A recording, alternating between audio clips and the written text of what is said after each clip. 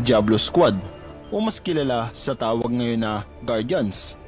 Kapatid, ito ay isang brotherhood. Isinama ko na ito dahil sa mga magagandang hangarin nila. Noong una, ang pangalang Diablo Squad ay binubuo ng mga magigiting na sundalo na nakikipagdigmaan para sa bayan. Itinatag ang Diablo Squad noong 1976. Noong una ay may 11 miyembro lamang ito na puro alagad ng batas. At pinangungunahan ito ni Sergeant Lebreo Abraham Jargao Jr. Siya ang tinagurian Grandmaster Founder ng Diablo Squad. Fast forward kapatid, sumikat ng husto ang Diablo Squad. Sa pangyayaring iyon, pinirata sila ng maraming tao at naging banta sila sa sandatahang Pilipino.